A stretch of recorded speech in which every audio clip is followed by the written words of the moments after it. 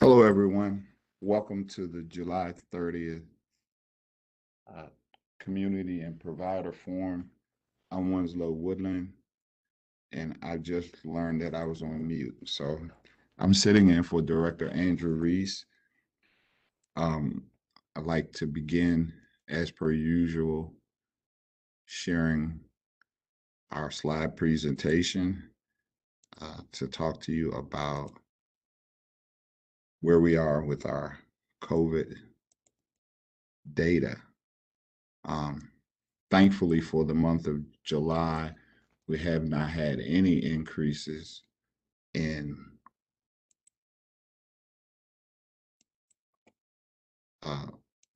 we haven't had any positive cases. Let me see, screen one, screen two, screen three. Okay, can you let me know when you see my screen?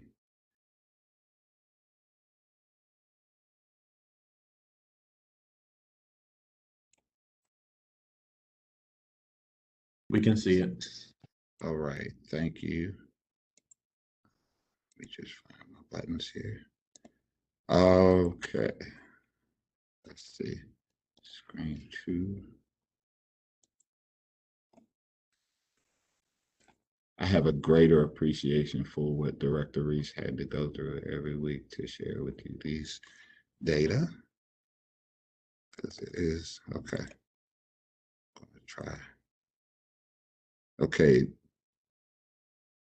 So for the month of July, we have no cases. So we have a total of 429 people who have tested positive from the onset of the pandemic. And I'm going to attempt to advance my screen. So if you don't see it move, it's not for lack of trying, but I think I should practice this more. All right, so to date, for the total number of cases, 38.1% are from intermediate care facilities, 6% are from natural homes, 33.6% are from residential rehabilitation settings, 22% are from supported living, and of those, for the people who have died as a result of COVID, 22% of the deaths have come from ICFs, just under 9% from natural homes, and 8% from residential rehabilitation, and 10% from supported living. And of those deaths from intermediate care facilities, 11.4 have actually been confirmed as having been COVID related. And in natural homes, all of the deaths have been COVID related. And from residential rehabilitation settings, 5% have been confirmed as COVID related. Supported living, 7% have been deaths have been COVID related. And overall, of all people served, 18% of our target population has tested positive, and of the deaths, 13.75 is the number of overall deaths, with 8.6 having been confirmed to date. So to the next slide.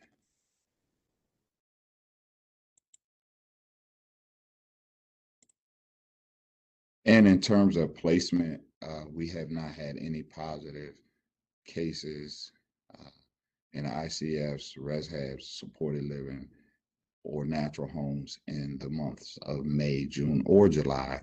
We did have 2 host home cases in May. And in terms of people who required inpatient treatment, we have not seen a person require inpatient treatment for COVID since April, thankfully. And when we talk about deaths that have been confirmed related to COVID, we have not seen a COVID confirmed death since March. So 0 for April, May, June, and July. And this month of July, we have had 3 people who have at some point tested positive and have expired in the month of July. We do not have confirmation from the Office of the Chief Medical Examiner as to the actual cause of death. So we've had 60 people who've tested positive who have died, and 37 of those have been confirmed, and we're awaiting the results of 14 of those deaths have been determined not to be related to COVID, and we have 9 outstanding that we are awaiting word from the OCME on those deaths. To date, we have 700 provider staff who've tested positive for COVID-19.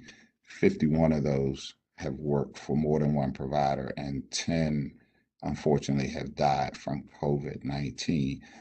That number is an increase of 3 from the last form that we had. So this week we've had 3 people that are staff within the provider community who've tested positive.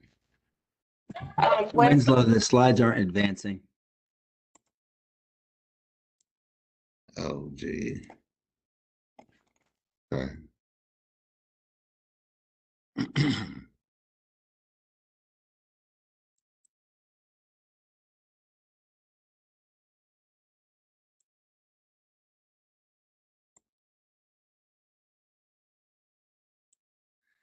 All righty. Since I've gone through the numbers, I will just share with you the slides. 429 is the number.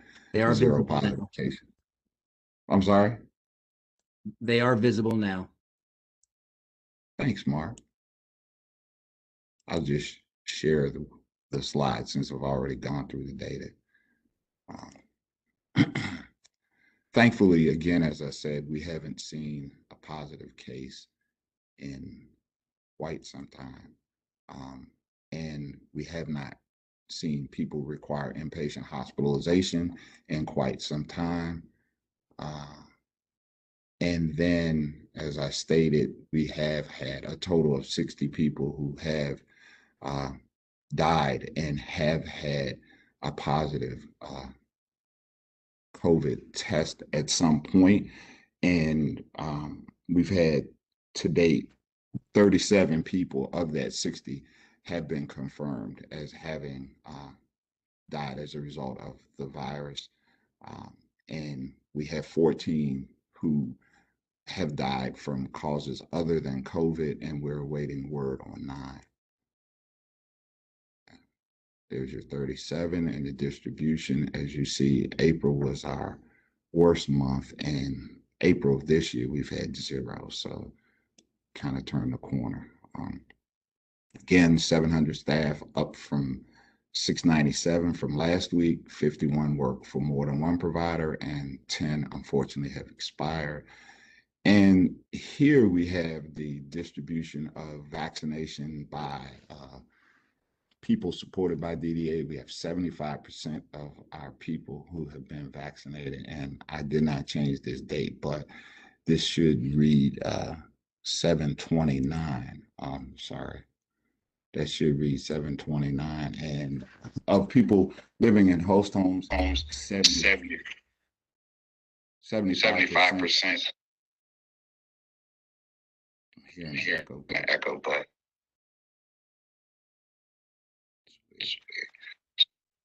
ICF, 97%. Natural homes, we are struggling just a bit at 58%, but we continue to encourage natural home families and people served by use of nurse consultants calling people and sharing information about the vaccine and its effectiveness. And we've been folding in information, what we have about the Delta variant.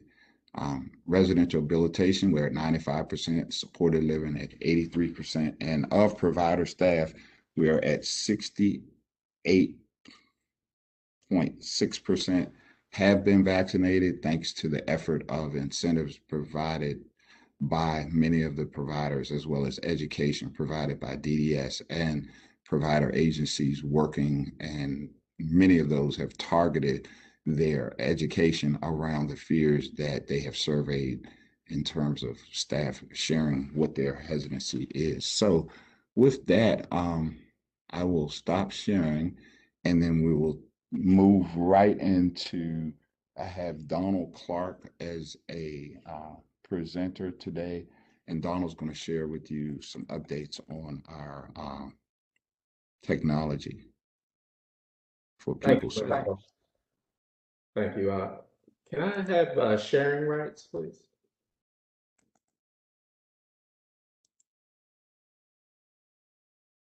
I will defer to the. Thank you, sir.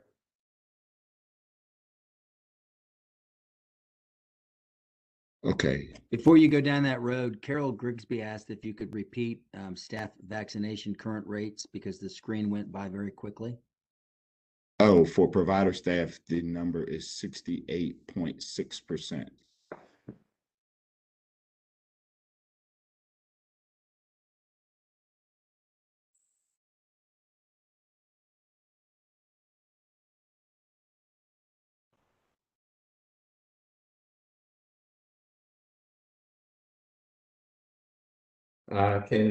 Is the slide deck viewable? It is. Awesome. Okay. Good afternoon, everyone. I'm Donald Clark, Program Development Specialist here at DDS. Just wanted to jump in really quick and make some announcements about Tech First, some of the things that are going on.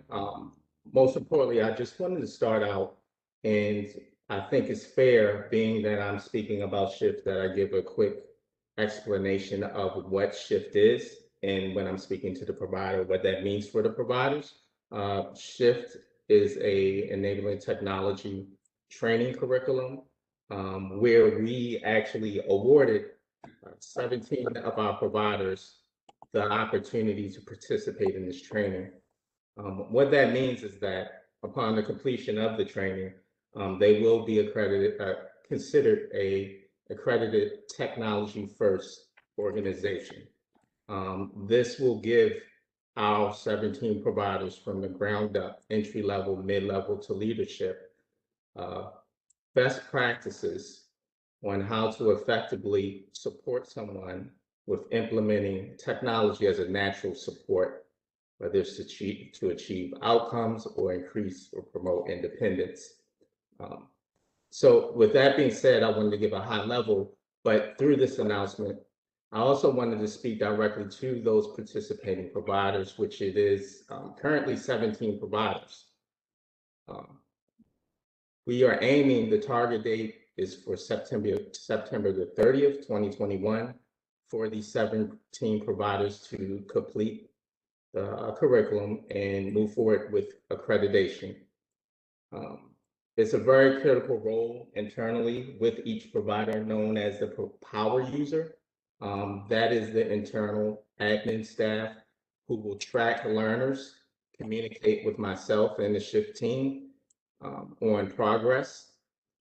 In fact, today we had our first monthly check-in with those power users to see how progress was going. I was very excited to see a huge turnout for that. 12 out of the 17 providers were in attendance.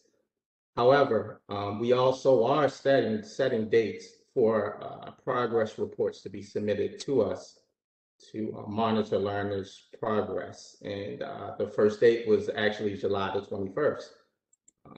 And I'm urging providers that you submit your reports. In contrast to today's meeting of having a good turnout, we only received 3 reports. However, that was reinforced today at today's check-in.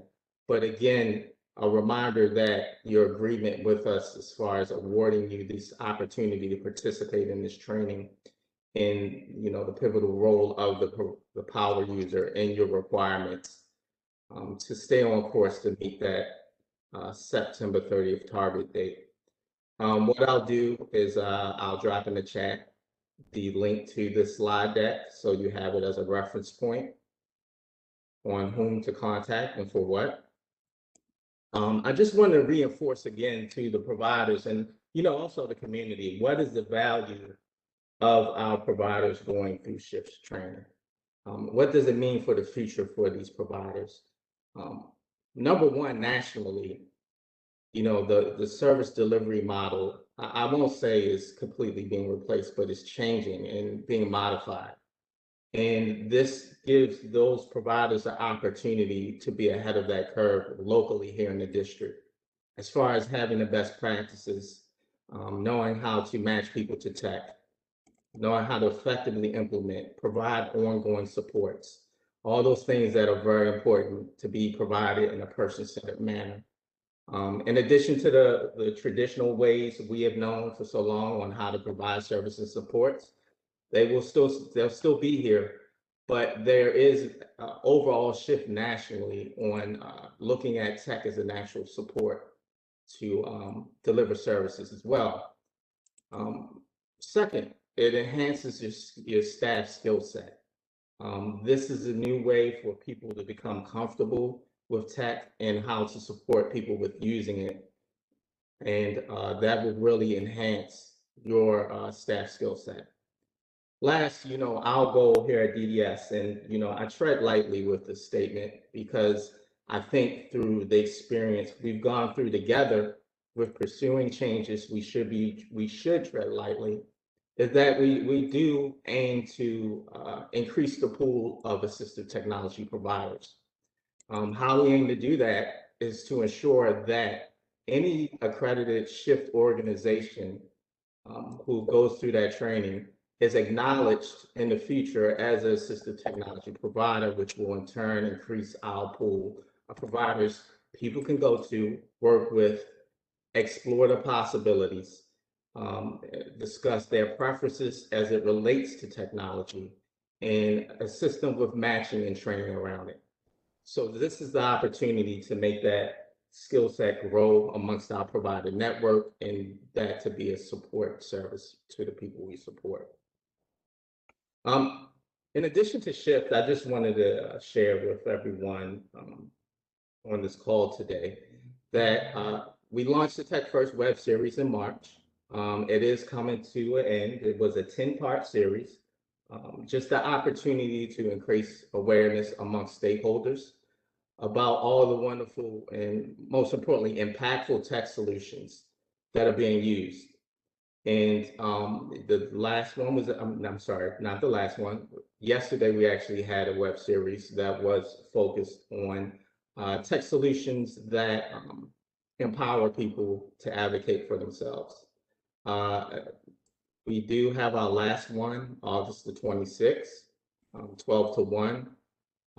Like I said, I'll drop this in the chat where you can access the registration link right here.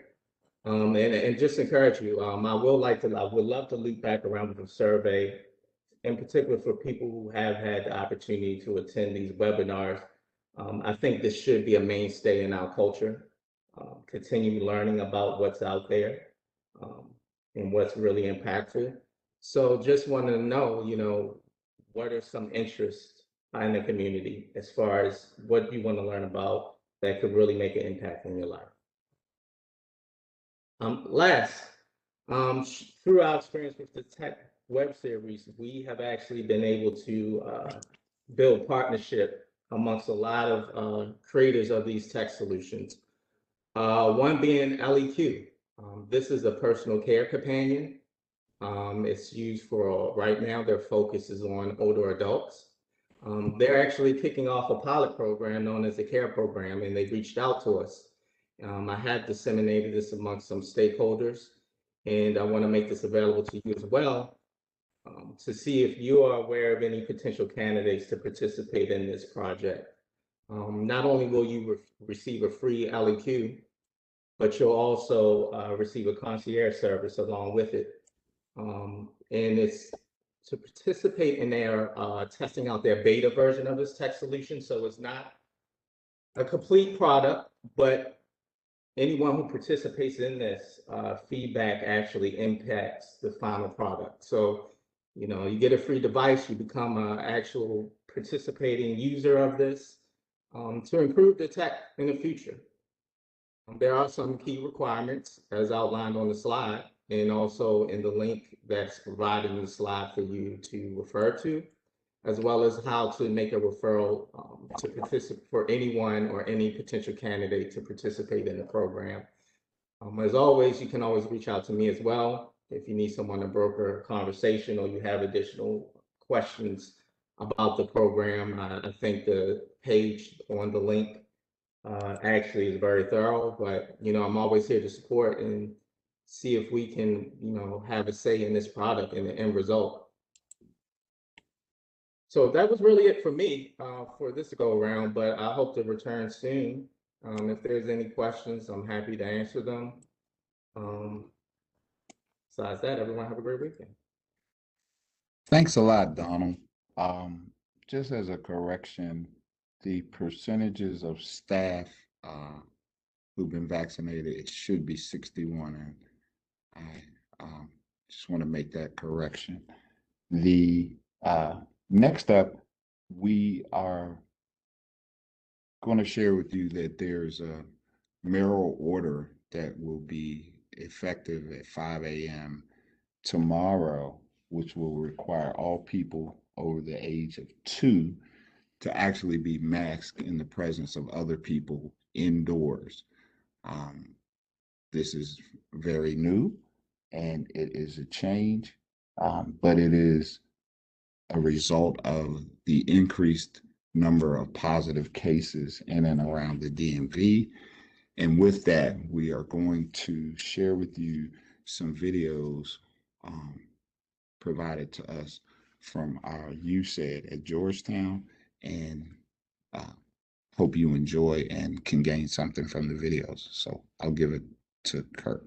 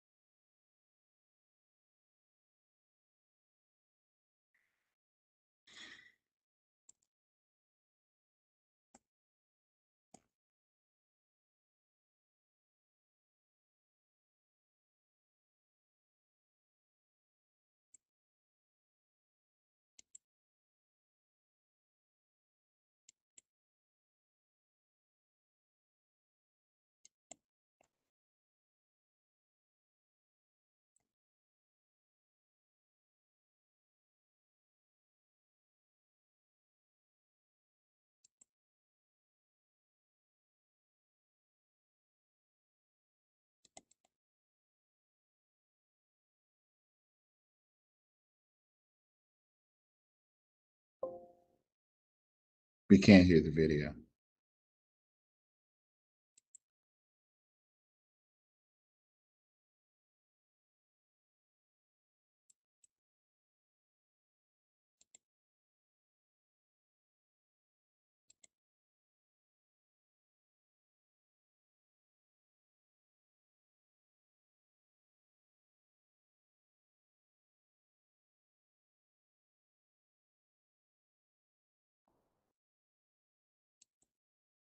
All right, folks, we apologize for the delay. I'm going to cue this up for you and get it started.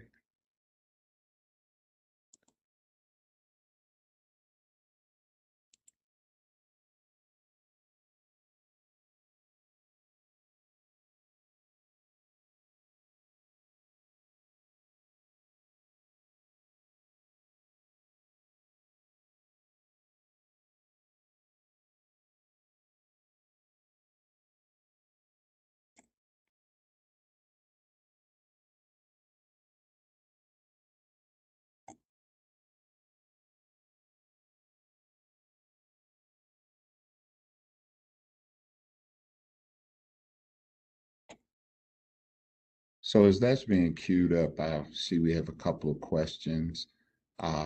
One of the people who have tested positive for COVID and were determined to have died from cause of death other than COVID, is there a common finding on the causes of their deaths? We are in the process of having a report that will speak to those specifics.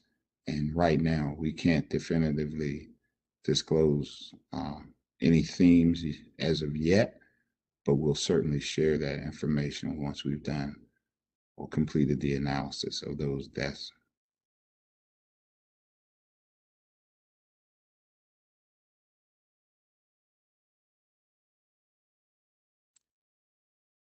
And we also have Health and Joy is inviting you to a virtual party with a live DJ today at 6. And we'll post the Zoom meeting as well as the password for everyone interested in that.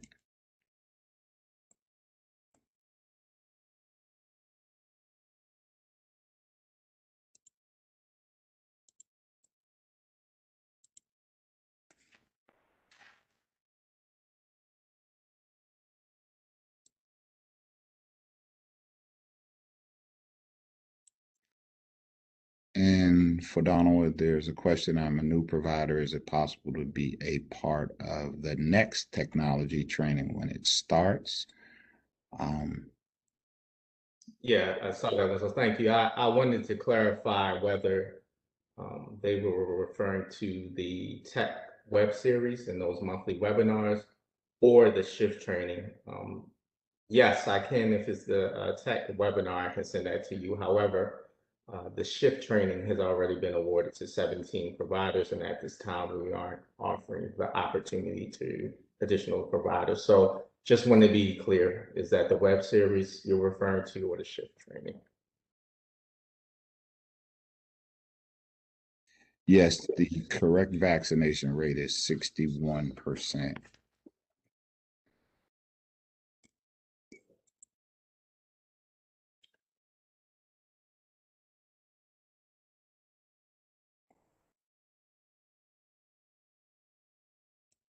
Glasses. He has a short beard and is wearing a striped polo short sleeve shirt. This video is a part of a project to increase vaccine confidence among people with disabilities. This work is funded in part by a subaward through the Association of University Centers on Disabilities CDC Cooperative Agreement Award Number 6NU 380T00 280-03-05. I was the first. I was kind of skeptical of playing it, or should or shouldn't. So what made you say, yes, I'm going to get the vaccination? So we get back to work as normal as possible. You wanted your friend Thelma to get the vaccination, and for a while Thelma was saying no, she wasn't ready. Right. So why did you want her to get the vaccination? I told her if she didn't get it, she wouldn't be able to travel. And Thelma likes to travel. Yes, yes. Any other reasons that you thought of to tell her to get the vaccination? So we'll be able to go out.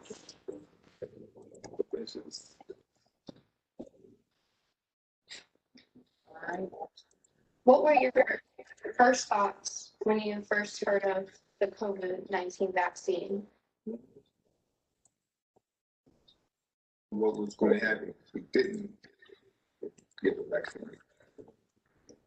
What do you mean? Like, we've been hearing things like people passing or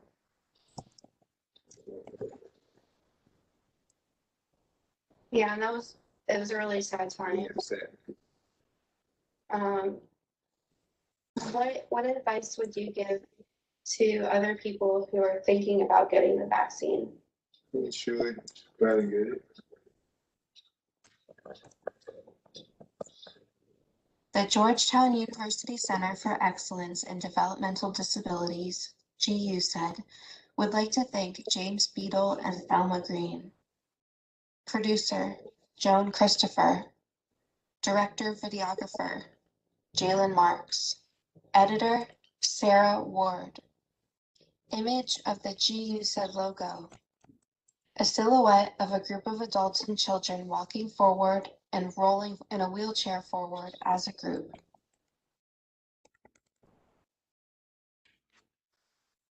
Why people with disabilities should get their COVID-19 vaccine, with James Beadle and Thelma Green.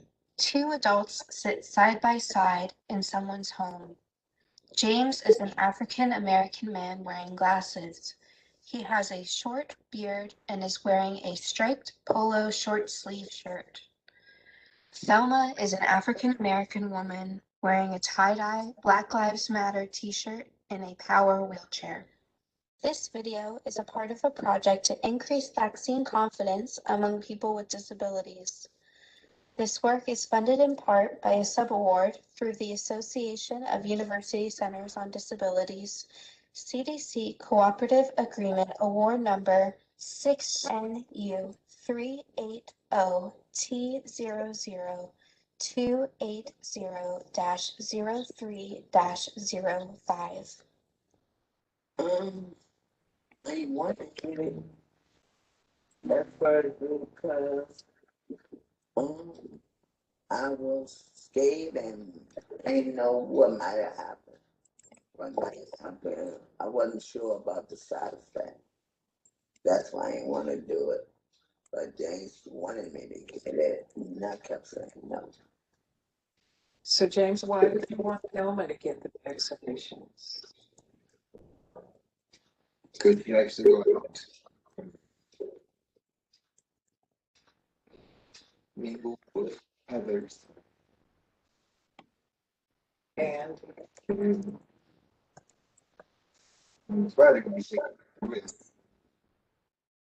a risk. You would think that's a condition. Some they have. So she would be safe. Okay. And so, Thelma, what finally changed your mind to get the vaccinations? I thought about it. I got tired of being up in the house. And I know if I did, one of the biggest factors is for special, you got to at least have you got to at least have at least one of the shots or both or to participate. And I do bounty. I wasn't crazy about bounty, but when it came down to bowling, oh yeah, I want to go. So that's what changed my mind about getting it. I wanted to be able to participate in Special Olympics and do my bowling. And I know if I couldn't prove that I had never one of them shots, I wasn't gonna be able to go. So James is right on that one. It's about the going. It's about going out. Okay. So James, what do you think you said that helped Thelma realize that she needed to get the vaccination? And that she would be much safer if she had it. What would you tell people who listen to this about the importance of getting the vaccine? Well, the important thing is you protecting not only yourself, but a whole lot of other people. So they wouldn't say. And up here, you don't know who got the shots and who don't. So even though I got my shots, I still wear my mask when I go out in big crowds and stuff. Even when I go out to the gym, I don't go out like that. But when I do go to the gym, to the truck run, I keep my mask on just like I didn't have it, but I did. Thank you. James, do you have any advice for people who are listening about why it's important to get the vaccinations? That they would feel much safer if they go out and get the vaccine to protect themselves and someone else. Yeah, and I just want to reiterate that. I know some people say they got sick when they got it, but I didn't get sick. The Georgetown University Center for Excellence in Developmental Disabilities, GU said, would like to thank James Beadle and Thelma Green. Producer, Joan Christopher. Director, videographer, Jalen Marks. Editor, Sarah Ward. Image of the GUSED logo. A silhouette of a group of adults and children walking forward and rolling in a wheelchair forward as a group.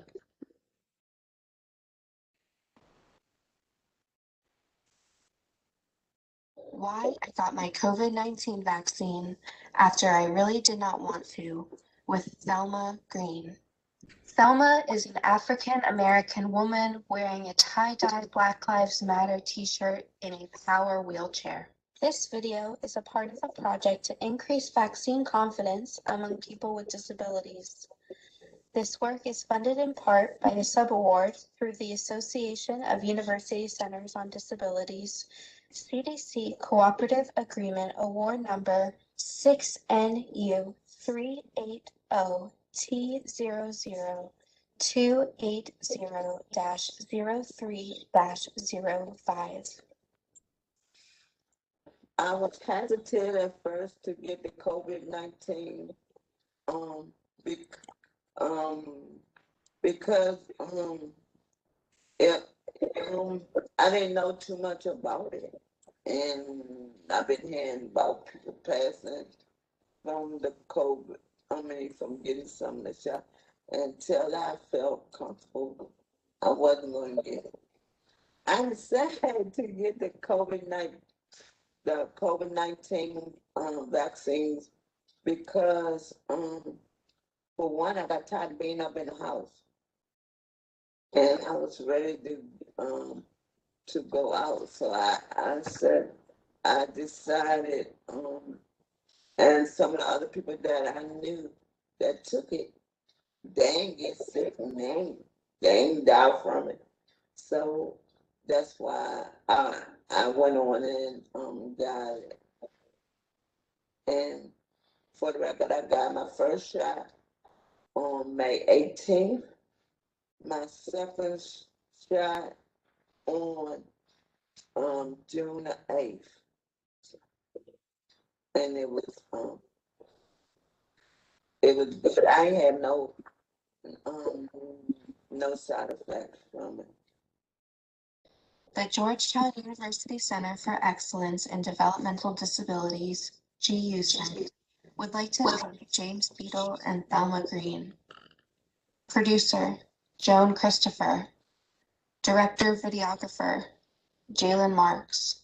Editor, Sarah Ward. Image of the GUSED logo. A silhouette of a group of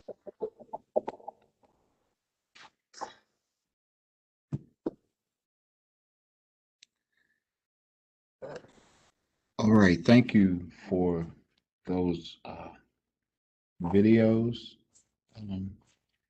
And what we hope that those videos encourage people to get the vaccine. And within the chat box, we've shared the video links. There is video in American Sign Language and Spanish language versions to be shared. So we'd like to offer you that. And at this time, we'll take any questions that people may have in the chat.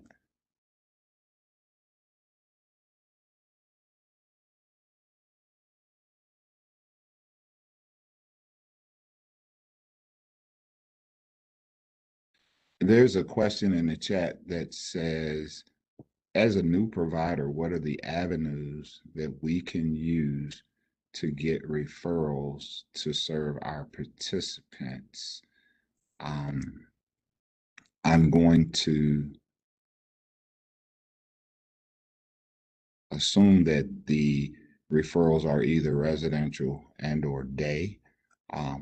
So for residential referrals, when people need a residential placement, and operative word is need, the referral committee does review those referrals and determines where vacancies exist, and providers who are able to accept those referrals would then get the referral package to determine whether they can successfully support a person.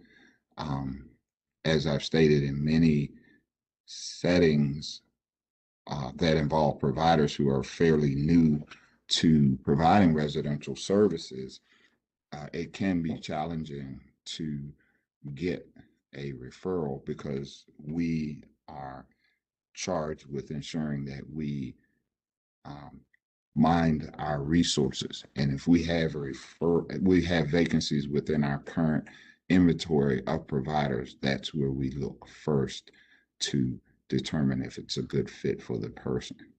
So it has been well known that new providers sometimes have challenges getting their first referral. It's not for want of effort, but it is our duty to ensure we use government resources as efficiently as possible. And if we're talking day referrals, it's a similar process where the person chooses a particular day program. The referral committee does meet and send those referrals out for people in our home community-based waiver.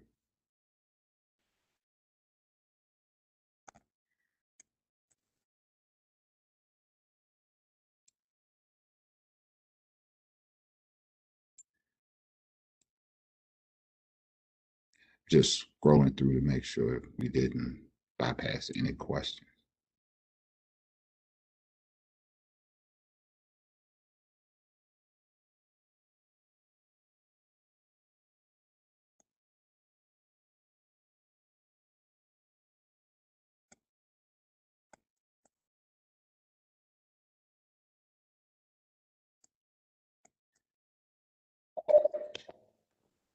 Hi, Winslow. This is Donald again. I just wanted to make it clear to all participants today that any content that I covered in relation to tech, the slide deck, the location to the slide deck, I did dump in the chat. Within that slide deck is links to, for example, the previous recorded webinar, tech webinars we've had, as well as the registration link to future, well, the last webinar we will have, as well as a link to the LEQ referral document if you are aware of someone who would be a good fit to participate in the pilot project. Thank you, Donald.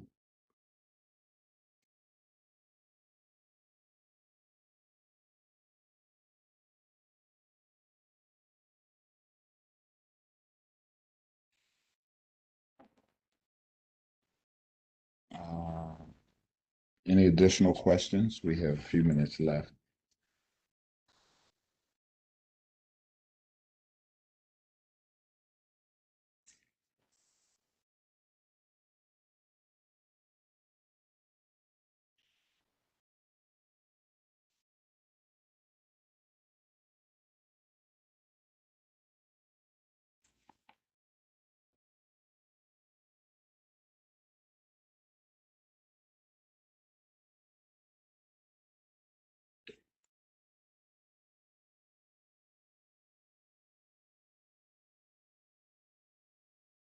Well, as I don't see any questions, and I haven't heard that any have come in via telephone or text, we can end this meeting a few minutes, or this forum a few minutes early.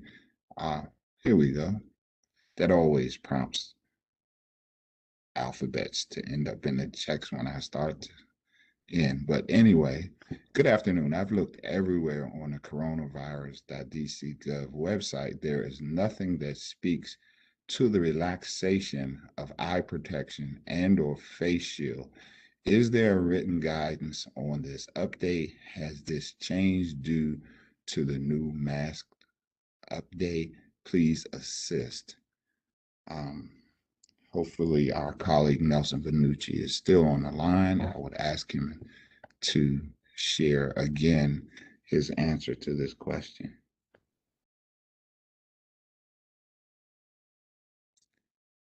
Thanks, Winslow. it is addressed in the PPE for healthcare providers guidance that is located on the website. It says that eye protection for your universal eye protection rather is only required during phase 2, and now that we're in phase 3, that would mean that eye protection is only required as part of standard or transmission-based precautions when there's a possibility of splashes or sprays, and then when caring for someone with suspected or confirmed COVID-19 or someone under quarantine. So that guidance is there, and the setting-specific guidance also references the PPE guidance, so that's where you would find that. As far as that changing as a relation to the new mask mandate from the mayor, it is not going to change at this time. Thank you. And there's a question, can you resend the tech first slide deck? It says file is in owner's trash. So Yeah, I just tested out the link and it appears to be working on my end, but trying to upload it again to the drive. all right, thanks. If not, alternate solution, we could get it posted on the website.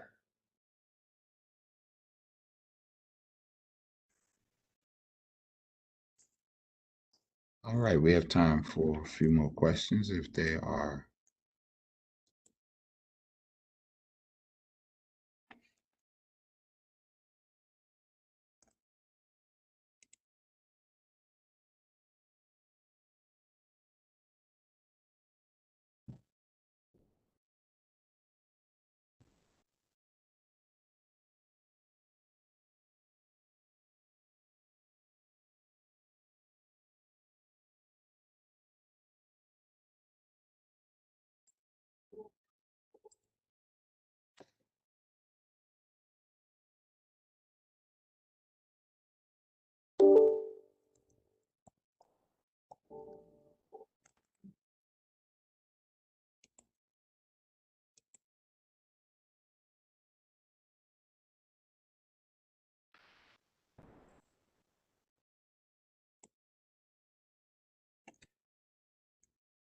I don't know, were you able to resubmit those?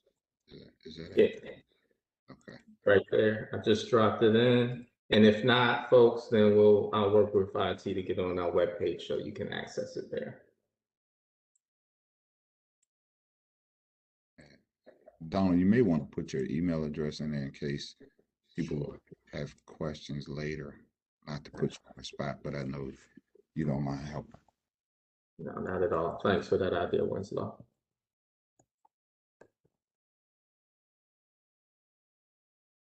Okay, you got it. It worked, thanks. So whatever you did kind of took that problem away.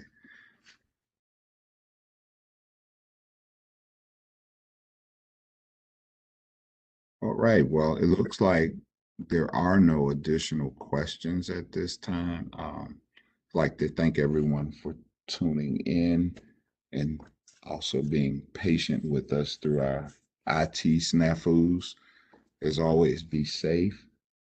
Enjoy your afternoon and your weekend, and we will see you all again next Friday. And thank you. Bye.